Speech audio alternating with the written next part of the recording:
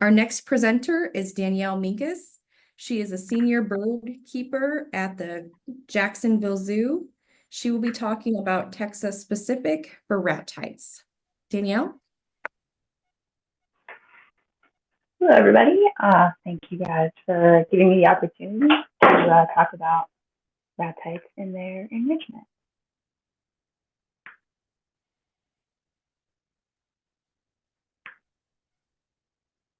I am not going to go too deep into what enrichment is or why it's important. I think that came up in a lot of other talks. So I'm going to touch on the species and why I think enrichment is important in their welfare. And then we're going to look at some of the things we consider before making an enrichment plan or implementing enrichment at your facility. And then some of the maybe roadblocks or struggles that I think a lot of us probably face when trying to enrich our birds regularly, and then some tips and tricks maybe to help you with some of those things. So the species as a whole, pretty strange birds. I think ostrich, cassowary, and emu are probably the ones that you see in, at least in zoos most often. And then rhea and kiwi. And some of the different adaptations that these guys have, being flightless is the one that people typically think of right off the bat. They have small simplified wings and are not used for flight. They have really powerful legs. These are usually really heavy, really strong birds. Their feathers are different. They don't waterproof their feathers. They have a different structure overall. And then the kiwi, also a little bit of an outlier down there by himself. Smaller and also has a strong sense of smell. And then how does enrichment affect their welfare? This is a pretty broad topic, and maybe how you discuss it is going to be different based on your facility. It's going to be different from place to place. But I did put the 5 freedoms and the 5 domains up there. 5 freedoms being kind of the most basic needs for survival. We want to keep our birds kind of, away from the discomfort, the hunger, thirst end of the spectrum. And then the 5 domains are a little bit more of a mental state. So maybe giving them those positive experiences. And where does enrichment fit into there? Enrichment isn't really necessary for survival. They are not going to pass away if you don't give them enrichment. And I think it's more in those 5 domain side of it. It can affect their nutrition, their physical environment, their behavioral interactions, and their mental state. And welfare is also a continuum. It doesn't necessarily mean that if you feel like your animal doesn't have great welfare right now, that can't change over time. So it's something that you can go back and forth on. And then it's also something that you want to look at on an individual basis.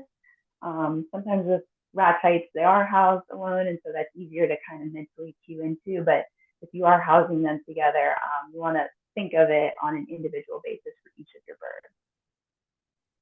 And I think really what it does boil down to is you really just want to think about how you can do the best you can for your bird. I think it's a good way to think about it. And then application. So how are we going to apply enrichment in the different areas and aspects of our birds' lives and keeping them in human care? Stimulation, I think, is the one people think about most often, mentally and physically stimulating our birds. Foraging comes up a lot. That's something that they would be spending a lot of time doing on their own in the wild. And whenever we're feeding them, under human care, that's one of the things that we can reduce the time of quite a bit by providing them their diet. So that comes up quite a bit. I think resilience is also a really important one, building tolerance, lowering stress levels when experiencing new things is really important, and can also really increase the welfare of an animal, especially maybe a fearful animal. And that can be accomplished in multiple ways, which we'll talk about. Medical and husbandry, these maybe both dip into training a little bit, which like Mike was talking about, I think is also enrichment. Maybe you can get creative with ways that you present your food that your bird really likes. That's helpful for medical situations down the road, or encouraging those maybe tactile interactions that can be helpful. And then husbandry, shifting. I have some animals that shift for enrichment. It's not super common, but it's out there. And then exclusion feeders. We'll talk about habitat and exclusion feeders, things like that. Maybe there are animals coming into your exhibit and breeding as well. There's a really cool example from the Smithsonian. It's that photo in the bottom right corner. They had a pair of kiwi where the male was overweight, so overweight that he couldn't breed the female. And the female had a longer bill than the male. So they implemented these enrichment devices, these exclusion feeders, so that the female could eat more of the diet than the male. And over time, he actually lost weight and they got a successful hatch after the male was able to lose weight and breed. So that was a pretty cool example for how it can be used in breeding. And then just experiences, choice and control overall is a big one. And it's becoming something that's looked at more and more with USDA and APA, lots of different places that inspect facilities. So once again, just how can we use enrichment to shape our animals' behavior, maybe in a way that we want it, or just providing the best possible care for our birds.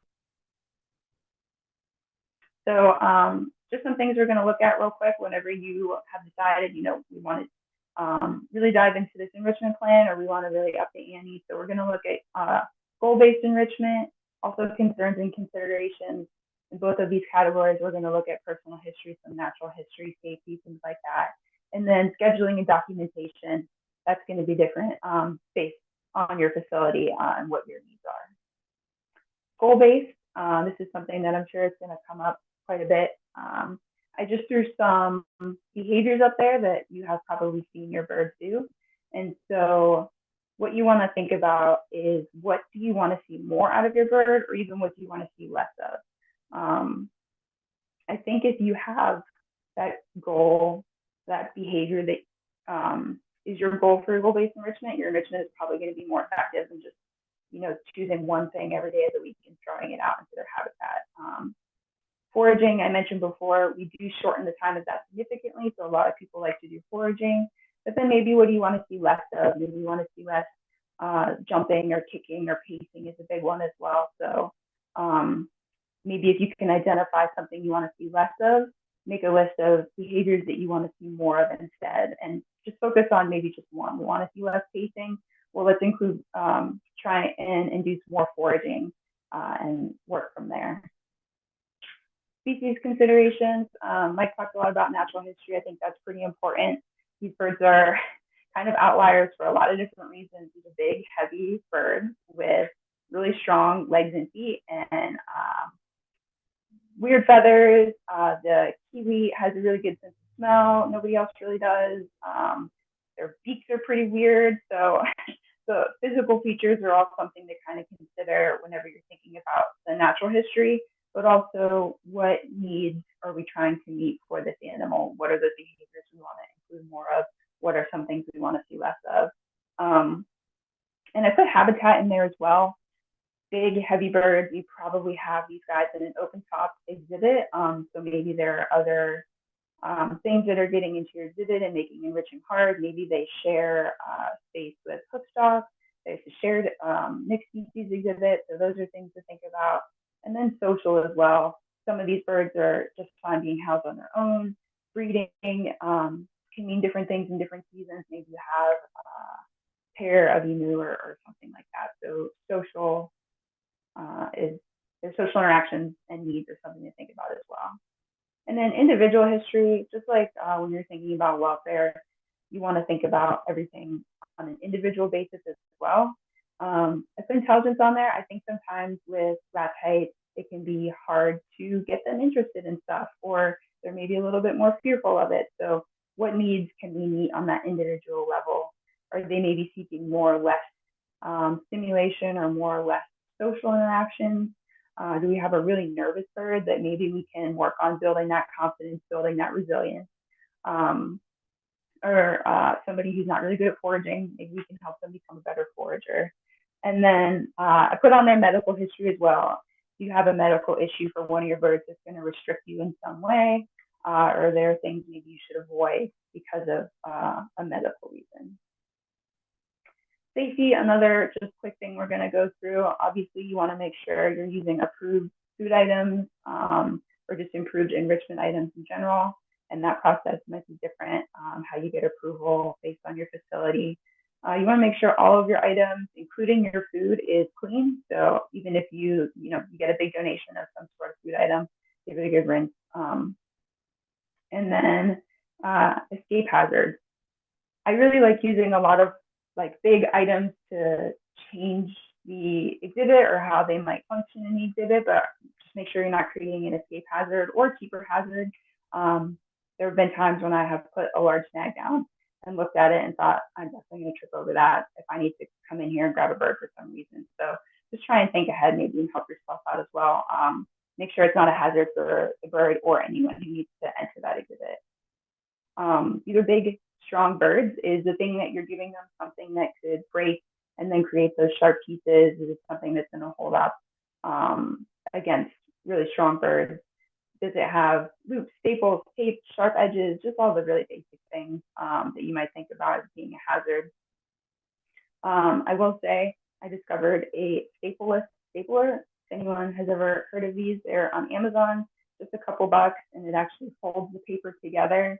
So you can give your animals folded paper items or paper chains that don't have any staples in them. So those have been a big game changer, especially for birds who ingest. So this is also not going to be an issue for everybody, but every once in a while you have a bird out there that just really likes to eat everything you give them. So stapler are also helpful for birds who like to eat things. So real quick, we'll talk about scheduling and assessment. This is also going to be something that's going to be different depending on where you are. Maybe it's your whole team and you need to figure out the best way or the most efficient way, least time-consuming way to schedule and record your enrichment, or maybe it's just you and your bird, and you're just going to mentally make a note of things and adjust accordingly. But this is a couple things that I put in here to think about. Whenever you are making your plan and your schedules, I think considering seasonal changes is a great way to just like kind of start. If you're sitting there, you have your schedule for the month or the year, think about what season you're in and the impact that that can have. If it's hot out in the summer, maybe you offer bathing opportunities more, or you think about the seasonal fruits that you're going to have this time of year that's going to disappear really soon. Breeding, social dynamics, and also their behavior is going to change in and out of breeding season. Maybe they don't really care about enrichment right now, or they're a bit more aggressive, so you want to just consider those things. If you have to move birds inside for holding over the winter, maybe you want to increase the amount of enrichment that you're giving them while they're in a smaller space. So I think that's just a helpful way to kind of start maybe thinking about your schedule or what things you'd like to use. Documentation, different for every place. Really, it's just, I think whatever works for you. If pen and paper works for you, as long as you're able to keep those records and have those ready to go and you're meeting the requirements for whoever is going to be inspecting or accrediting you. I think just use whatever works. I use Zims. People sometimes put their records in Zims or whatever record keeping method you're using. Excel, if you have someone who's really fluent in Excel on your team, that can be useful as well. The thing that we currently use that I really like so far is Microsoft Forms. Each person in our or each bird area has their own form that we were able to go in and create exactly what we wanted it to look like, and it was pretty easy to set up. Just took a couple of minutes, and then when you're done, it spits out a link that I send to my team in an email, and then it also gives you a QR code, and I post that in different places throughout my area so that I'm waiting for a sink to fill, scan my QR code, and fill out my enrichment log for the day. So that, I think, has been my favorite so far. But I've also seen some pretty efficient Excel forms as well. I put Spider on here. I think Spider, we'll go ahead and go over, is it's a goal setting, just break down a goal setting method. This can be used for anything, even outside of enrichment. But if you have somebody maybe new to your team and they've just never started a project, an enrichment project, or not even sure where they should begin, this is just kind of a good thing to have ready to go. Set goals, plan, implement, document, evaluate, and readjust. Just kind of takes you through those steps a little bit easier. If you're feeling a little bit lost, check where you are on your plan. Maybe you need to go back and reevaluate. So it can just be a useful tool. So now you have thought about it all. You have looked at your natural history, you've looked at your individual history, you have chosen your goal, and now it's time to enrich. What are we going to do? And I did want to point out, in terms of your goal, I talked about using natural behavior, or thinking of a behavior that you would like to see more of or less of. But I think it's also important to remember that your goal can be something fun too. It can be something like getting cool photos for media. This bird right here, his wild counterparts are not going to get a little birthday cake with a 16 on the top of it. But if that is something that your marketing team can use to really inspire people to care more about what you're doing, and really kind of want to maybe get involved with your zoo or like what they're seeing, that is a great goal as well. Or some holiday photos. Somebody here actually used ratite eggs and decorated them for Easter, and then gave those to other animals. So I think it's just important to remember that your goal doesn't have to be, all right, we have to think about exactly what these birds are doing in the wild. Sometimes a birthday cake is okay too. And so there are a couple different ways that I think you can go about. You have your goal, now what? And maybe some thing has just been working for you for a really long time, or maybe you're just kind of starting out and you're like, I really don't know where to start. I have a couple just maybe thought processes or ways to kind of get started on how you're going to actually implement that enrichment. So one of the ways I think that you could go about it is you have your goal in mind, and think about which of the senses your bird is going to use to engage in that enrichment. You have your active and passive senses. So passive things are going to be more like they're going to use their sight, their hearing, and then smell. And then active might be taste, touch, and also smell, depending on what you're using. So that's just one way to maybe kind of think about how you're going to actually encourage that behavior, is think about the senses that your bird is actually going to need to use to engage in that behavior. I think another way to kind of go about this as well is to think of your goal behavior, and then think of all of the different ways that you could stimulate that. So for example, bathing, you want to encourage more bathing. You could dig a wallow or a moat. You could offer them a tub. You could use just a jet of hose, like, straight into their exhibit. You could use a shower, a mister, a sprinkler head, like we have here in this photo. And those are just all of the different ways you can encourage that one behavior. So that's kind of the way that resonates with me the most, is that I think about what I want to encourage, and then what are all of the different ways that I could possibly do that, and then pick one of those. Here I have just some examples. A lot of these photos, all of these photos were pulled from online. And then I kind of have it broken down by sense here. I think, whatever works for you whenever you're going out to actually enrich your animal. There's no wrong way to do it.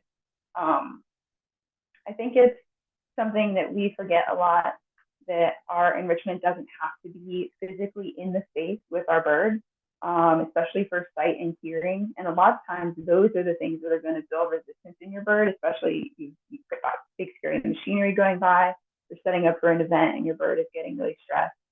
Some of those things, those sight and sound enrichment items, can be out of reach. And especially, these birds are bigger and stronger than maybe some of the other animals you're working with.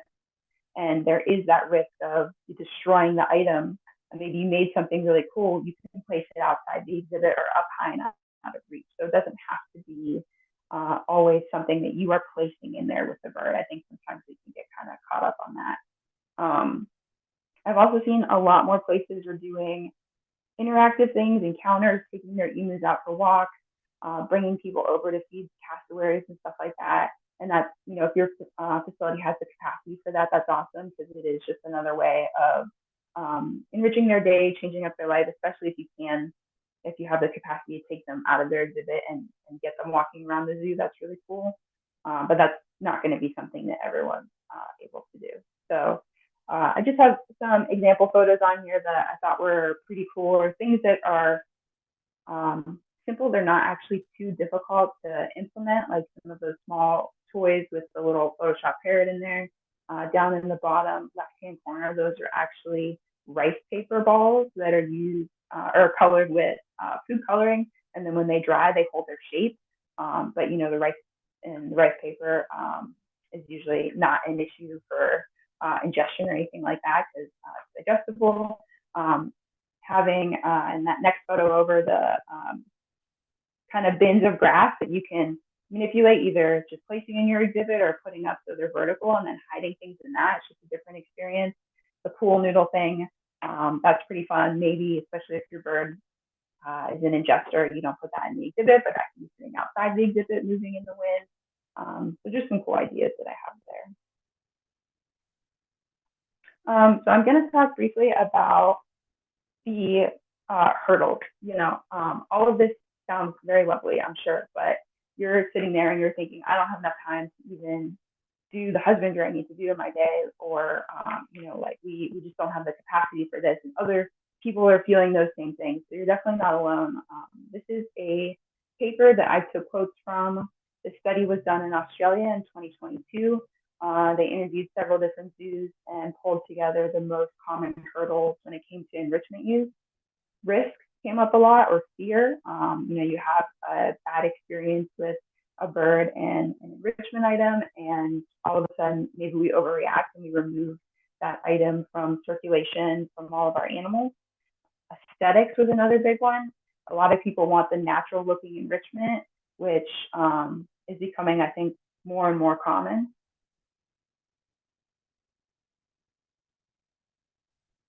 Some more roadblocks that I think people deal with: new or untrained staff. So you've got new keepers that are coming in, or interns, and they just, they took all the classes, they took ornithology, they took animal behavior, and they show up and they really don't know too much about enrichment. So that can be a hurdle that we need to overcome.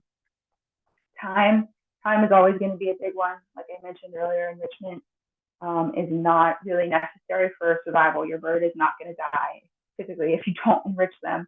So it can be one of the last things on our list, the thing that gets kind of pushed to the back burner. And then cost also comes up quite a bit. If you're working for a zoo or something like that, it's a nonprofit, or maybe it's just you with your roadside farm, and you're like, I don't have the money for this. It's another one that came up pretty frequently. So this was a study on welfare and enrichment in farm animals. So just to show everyone that this is not just a problem in zoos, which is kind of what I think about the most when I think about Ratites and enrichment. So this is hurdles that farmers, they answered the questions that these were the problems they were having, and this was the barrier between where they were now and where they felt like they wanted to be with an enrichment program. Cost came up there. Cost and time, are number one. Lack of knowledge, number two. So it's not just zoos that are having this issue. I think it's probably anybody who's trying to take really good care of their animals. So I am going to go through and talk about kind of those top roadblocks that they identified, and then also just some tips and tricks at the end that I have seen in my time as a keeper. Unfortunately, for time, the best advice is to just not treat it as optional. I know that's maybe tough to hear and not something you want to hear. There's no magical answer. I can't give you more time.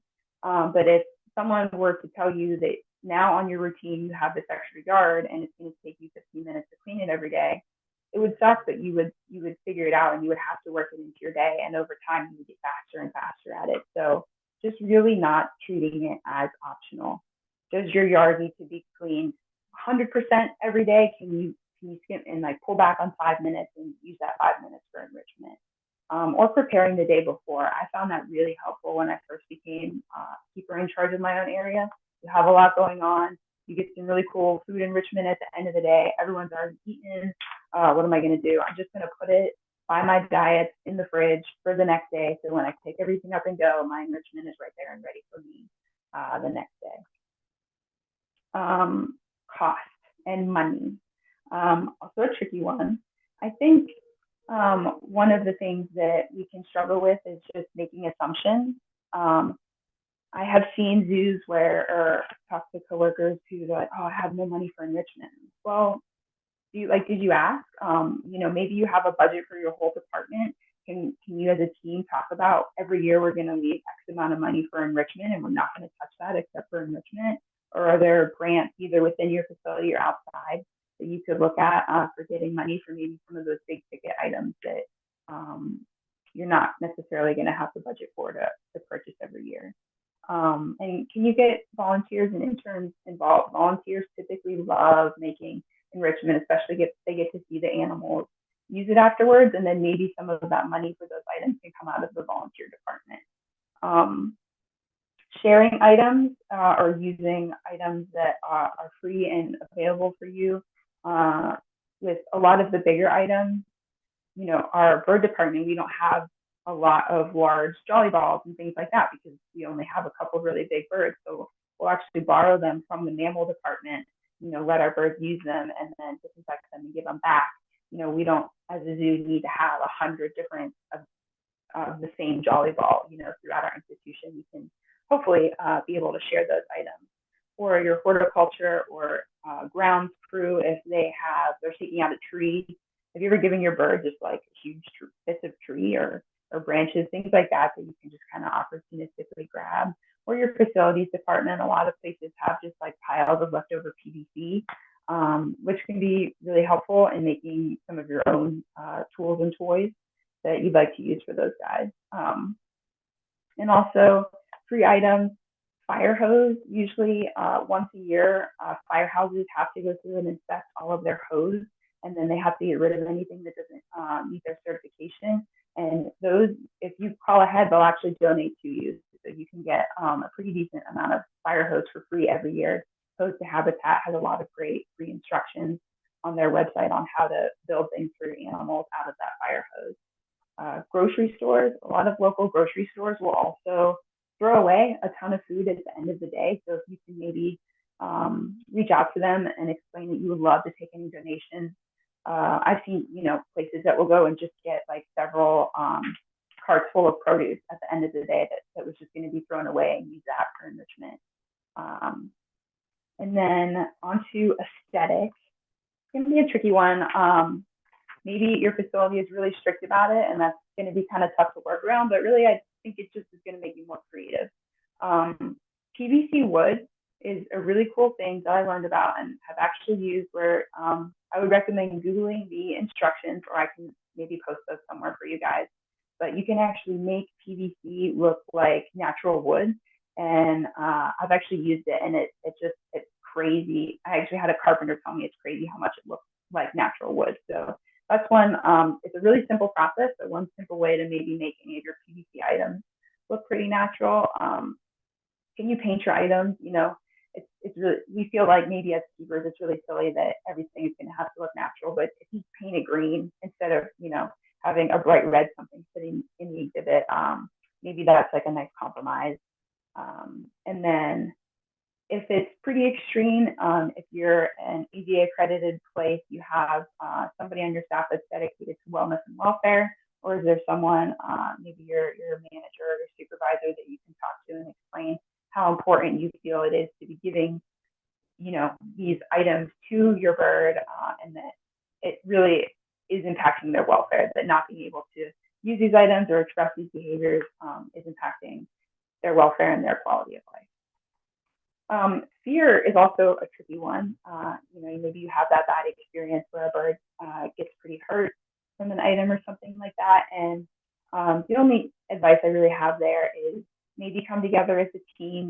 Maybe it can be tough if one person has decided that, we're no longer using this item in our whole department. You can come together as a team and discuss what you really think is best for your bird.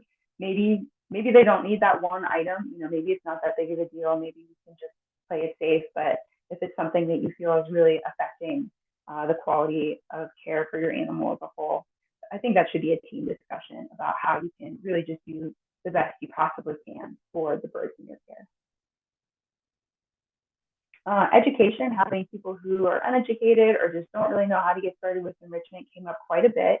And that's a bit of a tough one. Like I mentioned, I went to school and I took the ornithology class, I took the animal behavior class, and then I get started at an internship, and someone asked me if I can make them a macaw toy.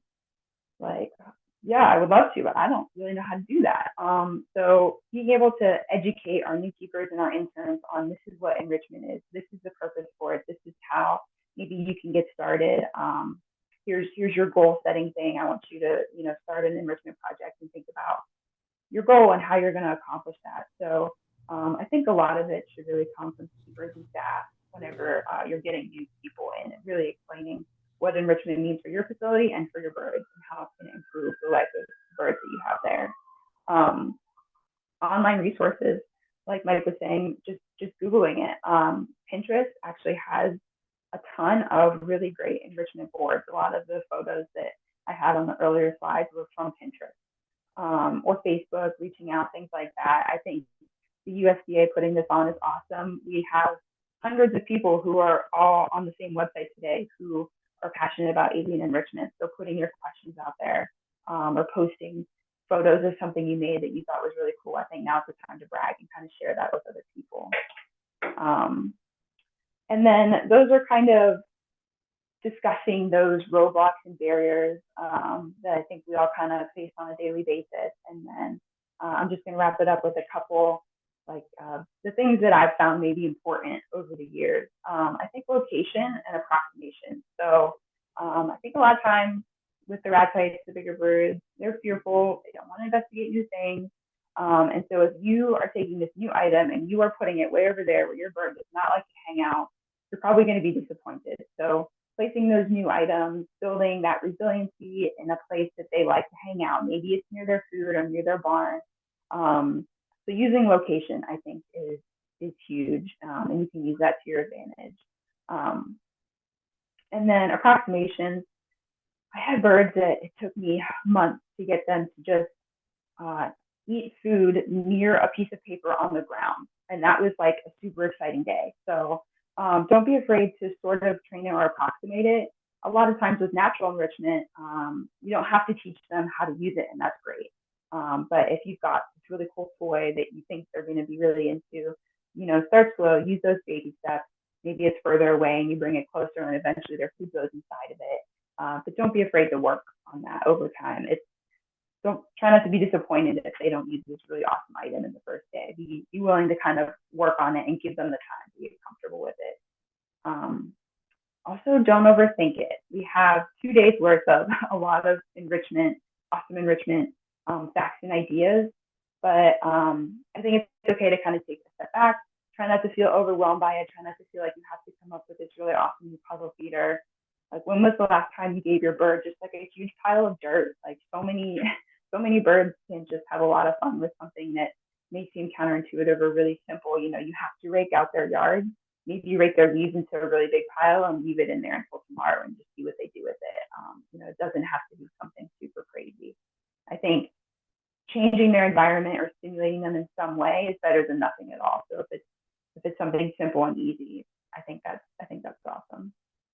And then enrichment is a great way to build trust and have positive interactions. I think a lot of times we think of training as like, oh, that's how we're going to build the trust and build those relationships, and relationships build.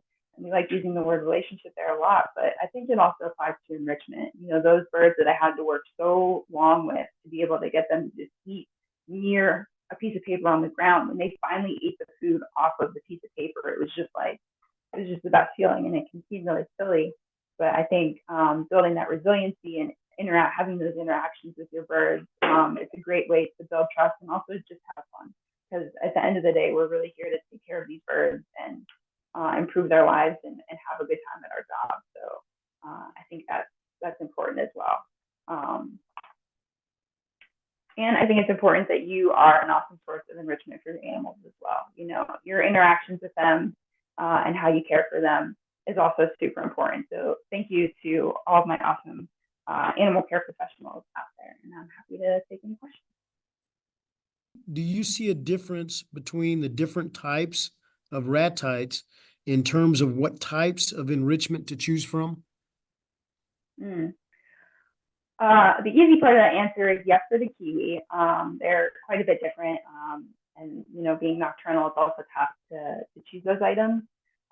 In terms of the rest of the species, I haven't worked with all of the species of Ratites. But I think what I tend to see most of is a little bit more on the slow to interact, maybe not necessarily fearful, but I don't want to go investigate new things. And that can be a bit tough. So just trying to encourage them with foraging or location, placing those items in areas that they like to really utilize. And even if they don't interact with it physically, I think that's okay. You know, they are looking at it and they're investigating it mentally.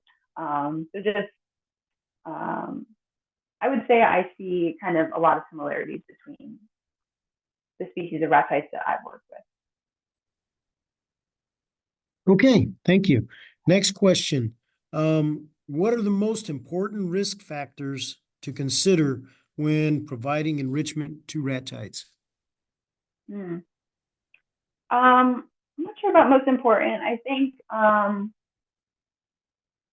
definitely, can your enrichment hold up? You know, your bird gets really excited and starts kicking it. You know, is it going to break into a bunch of sharp little pieces, or, you know, is it going to be able to stand up to it? And then also loops. You know, you get a toe stuck in something, that super sucks. So yeah, loops. And then if ingestion is a problem for you, it's not for everybody, but also making sure that maybe that bird has like a separate approved enrichment list from their other counterparts that are maybe even sharing their same exhibit.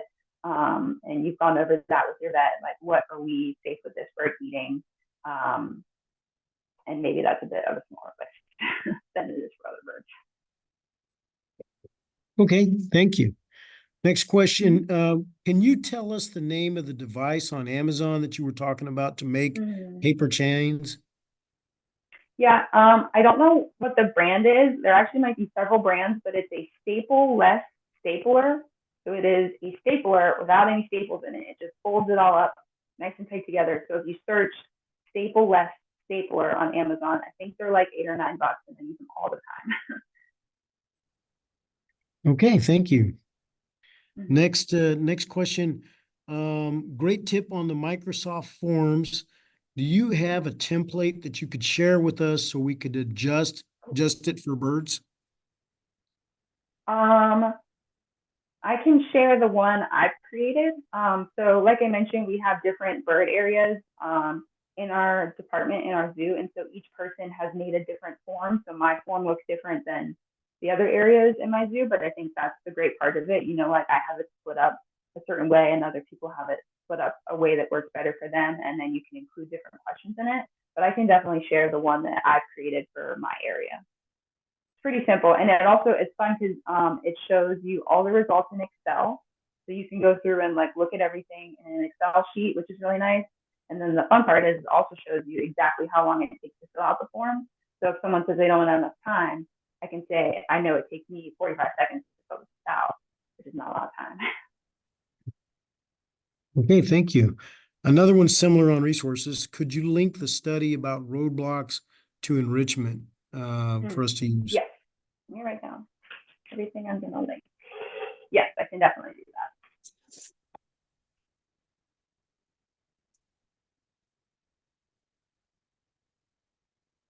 that. And the next question about used fire hose. Is that potential toxic exposure from the firefighting chemicals? That's a good question. I am not sure about that. Whenever we have gotten fire hose donations in the past, like and made stuff out of it, we clean. They're filthy, so you have to clean them really well, and then we disinfect the outside of it. I don't know if maybe there's certain disinfectants you should use versus not, but everything we've used in the past has been fine. It's also a really hard material to tear apart, so you typically, especially for birds, don't have to worry about ingestion or anything like that. But yeah, we've always just cleaned it and used a disinfectant on it when I've personally made items in the past, and I've never had an issue with that. Okay, thank you. Could you share with us the paint you use to color the PVC logs, enrichment? Yeah, I can try and find a link for that as well. It's actually stain. So you are gonna score your PVC with something. You can use a drill or like, I'll link the instructions. And then when you stain it with an actual wood stain, it looks like wood. And then when it's dry, you don't have to worry about it. I've never had issues with anything chipping off or like, you know, breaking apart or having the paint come off or anything like that. But I will also find and link some instructions for the PVC wood and how to make that. It's pretty cool. Okay, thank you. Next question. Do you have any recommendations for enriching an emu that is extremely people-focused, flirtatious with his keepers, and does not ever seem to pay any attention to objects, toys brought into his yard? That's a tricky one. My first question would be, do they use anything when you're not there? Which you're only going to know if you have like a camera or someone else who can kind of observe for you. Because if removing yourself means that they're going to go and interact with something, that's good information to have. Placing their food in enrichment, if they have to actively work for their food, they're going to have to do it, even if they are really wanting to spend time with you, they still got to eat. So using food, and then you may have to think about maybe training it a little bit, interacting with you, and then also you're bringing enrichment into the picture, and then that becomes a positive thing, and then maybe they're more willing to kind of go do that activity even when you're not there, and that might take some time, and it might not even work, but that would be my thought on how to kind of encourage your birds to do things when you're not there, to make that part of the experience that you guys share together, and then maybe that's something that they like to go do on their own in the future. Okay, thank you.